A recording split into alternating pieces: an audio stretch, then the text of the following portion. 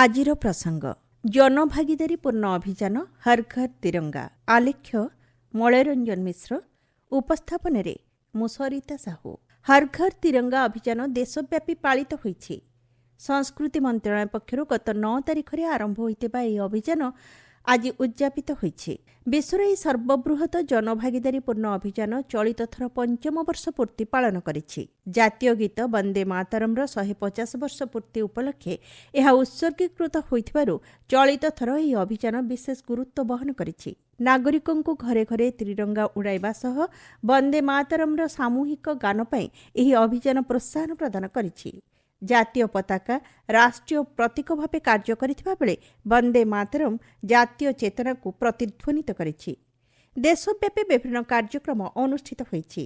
ଏହି ଅଭିଯାନର ମୂଳ ତତ୍ତ୍ୱ ହେଉଛି ନାଗରିକଙ୍କ ଏକତ୍ର ଅଂଶଗ୍ରହଣ। ସମାଜର ବିଭିନ୍ନ ବର୍ଗଙ୍କ ପକ୍ଷରୁ ତିରଙ୍ଗା ରାଲି ଆୟୋଜିତ ହେବା ସହ ତ୍ରିରଙ୍ଗା ପ୍ରସ୍ତୁତିରେ ସ୍ୱୟଂ ସହାୟକ ଗୋଷ୍ଠୀଗୁଡ଼ିକର ଅଂଶଗ୍ରହଣ ଏହାକୁ ଏକ ନୂତନ ଦିଗନ୍ତ ପ୍ରଦାନ କରିଛି। ସାମୁଦାୟିକ ଅଂଶଗ୍ରହଣକୁ ଏହି ଅଭିଯାନ ସୁଦୃଢ଼ କରିବା ସହିତ ଦେଶପ୍ରୀତିର ଭାବନା ପ୍ରତ୍ୟେକ ପରିବାର ଏବଂ ସମ୍ପ୍ରଦାୟ ପାଖରେ ପହଞ୍ଚାଇବାରେ ସହଯୋଗ ପ୍ରଦାନ କରିଛି। ଏହି ଅଭିଯାନରେ ସାମିଲ ହୋଇ ହର୍ ଘର୍ ତିରଙ୍ଗା ପୋର୍ଟାଲରେ ଦେଶବାସୀ ତ୍ରିରଙ୍ଗା ପତାକା ସହିତ ସେମାନଙ୍କର ସେଲ୍ଫି ଫଟୋ ଅପଲୋଡ୍ କରିଛନ୍ତି, ଯାହାକି ଏହି ଅଭିଯାନକୁ ଏକ ସାଧାରଣ ସାର୍ବଜନୀନ ସମାରୋହ ଏବଂ ଜନ ଆନ୍ଦୋଳନରେ ପରିଣତ କରିଛି। ଅଭିଯାନ ପାଳନ ଅବସରରେ ଗତ 12 ତାରିଖରେ ସଂସଦ ସଦସ୍ୟଙ୍କ ଏକ ବାଇକ୍ ରାଲି ଆୟୋଜିତ ହୋଇଥିଲା।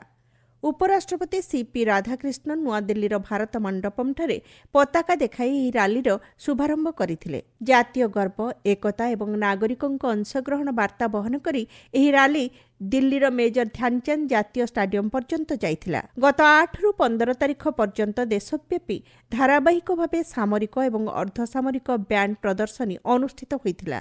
ଦେଶବ୍ୟାପୀ ବିଭିନ୍ନ ସ୍ଥାନରେ ଏଥିପାଇଁ ସ୍ୱତନ୍ତ୍ର କାର୍ଯ୍ୟକ୍ରମମାନ ଆୟୋଜିତ ହୋଇଥିଲା। 3 ସେନାବାହିନୀର ବ୍ୟାଣ୍ଡ ସହିତ ଏସ୍ଏସ୍ପି, ଆଇଟିବିପି ଏବଂ ବିଏସ୍ଏଫ୍, ଆର୍ପିଏଫ୍, ସିଆର୍ପିଏଫ୍, ସିଆଇଏସ୍ଏଫ୍ ଏବଂ ଆସାମ ରାଇଫଲ୍ସ ଓ କେନ୍ଦ୍ରୀୟ ସଶସ୍ତ୍ର ପୁଲିସ ବାହିନୀର ବ୍ୟାଣ୍ଡ ଏଥିରେ ସାମିଲ ହୋଇଥିଲେ। ଆନ୍ତର୍ଜାତିକ ସ୍ତରରେ ହର୍ ଘର୍ ତିରଙ୍ଗା ଭାବନାର ଅଧିକ ପ୍ରଚାର ପ୍ରସାର କରିବା ଲକ୍ଷ୍ୟ ନେଇ ଚଳିତ ଥର ପ୍ରଥମ କରି ସୂର୍ଯ୍ୟପଥ ତିରଙ୍ଗା କାର୍ଯ୍ୟକ୍ରମ ଅନୁଷ୍ଠିତ ହୋଇଥିଲା। ଗତ 15 ତାରିଖରେ ଅନୁଷ୍ଠିତ ହୋଇଥିବା ଏହି କାର୍ଯ୍ୟକ୍ରମରେ 54ଟି ଦେଶ ସାମିଲ ହୋଇଥିଲେ। ସୂର୍ଯ୍ୟୋଦୟ ଆଧାରରେ କ୍ରମାଗତ ଭାବେ ଏହି ଦେଶଗୁଡ଼ିକରେ ତ୍ରିରଙ୍ଗା ପତାକା ଉତ୍ତୋଳନ କରାଯାଇଥିଲା। ଭାରତୀୟ ଦୂତାବାସ ଏବଂ କନସୁଲେଟ୍ ଜେନେରାଲଙ୍କ କାର୍ଯ୍ୟାଳୟ ପକ୍ଷରୁ ତ୍ରିରଙ୍ଗା ପତାକା ଉତ୍ତୋଳନ ନେଇ ସ୍ୱତନ୍ତ୍ର ବ୍ୟବସ୍ଥା କରାଯାଇଥିଲା। ପୂର୍ବଭାଗ ଫିଜିରୁ ଏହା ଆରମ୍ଭ ହୋଇ ପଶ୍ଚିମରେ ଯୁକ୍ତରାଷ୍ଟ୍ର ଆମେରିକା ପର୍ଯ୍ୟନ୍ତ ପର୍ଯ୍ୟାୟକ୍ରମେ ଏହି କାର୍ଯ୍ୟକ୍ରମ ଅନୁଷ୍ଠିତ ହୋଇଛି। ଭାରତର ଏକତା ଏବଂ ବର୍ଦ୍ଧିତ ବିଶ୍ୱସ୍ତରୀୟ ଉପସ୍ଥିତିକୁ ଏହା ପ୍ରତିଫଳନ କରୁଛି। କାର୍ଯ୍ୟକ୍ରମଗୁଡ଼ିକରେ ବହୁ ସଂଖ୍ୟାରେ ପ୍ରବାସୀ ଭାରତୀୟ ଯୋଗଦେଇ ବନ୍ଦେ ମାତରମ୍ ସାମୂହିକ ଗାନ କରିବା ସହିତ ଦେଶ ପ୍ରତି ରହିଥିବା ଭାବନାକୁ ପରିପ୍ରକାଶ କରିଛନ୍ତି। ତୃଣମୂଳ ସ୍ତରରୁ ନାଗରିକଙ୍କ ଅଂଶଗ୍ରହଣ ଏହି ଅଭିଯାନକୁ ଅଧିକ ସଫଳତା ପ୍ରଦାନ କରିଛି। ଦୃଢ଼ ଯୋଗାଣ ଶୃଙ୍ଖଳ ମାଧ୍ୟମରେ ସମସ୍ତଙ୍କ ପାଖରେ ପତାକା ଉପଲବ୍ଧତାକୁ ସୁନିଶ୍ଚିତ କରାଯାଇଥିଲା। ପୋଷ୍ଟ ଅଫିସ୍, ସ୍ଥାନୀୟ ଗୋଷ୍ଠୀ, ଅଙ୍ଗନୱାଡି କର୍ମୀମାନଙ୍କ ମାଧ୍ୟମରେ ବ୍ୟକ୍ତିଗତ ତଥା ପାରିବାରିକ ସ୍ତରରେ ଜାତୀୟ ପତାକା ପହଞ୍ଚାଇବାକୁ ପଦକ୍ଷେପ ଗ୍ରହଣ କରାଯାଇଥିଲା। ବିଭିନ୍ନ ସ୍ଥାନରେ ପଦଯାତ୍ରା, ମାରାଥନ ଦୌଡ଼, ସଚେତନତା ଅଭିଯାନ, ସ୍ଥାନୀୟ କଳା ଓ ରଙ୍ଗୋଲି ପ୍ରତିଯୋଗିତା ଆଦି ଆୟୋଜନ କରାଯାଇଥିଲା। ଓଡ଼ିଶାରେ ମିଶନ ଶକ୍ତିର ଅଂଶଗ୍ରହଣ ଏହି ଅଭିଯାନକୁ ଅଧିକ ଗତିଶୀଳ କରିଥିଲା। 30ଟି ଯାକ ଜିଲ୍ଲାର ମହିଳା ସ୍ୱୟଂ ସହାୟକ ଗୋଷ୍ଠୀ 60 ଲକ୍ଷ ଜାତୀୟ ପତାକା ପ୍ରସ୍ତୁତ କରିଥିଲେ।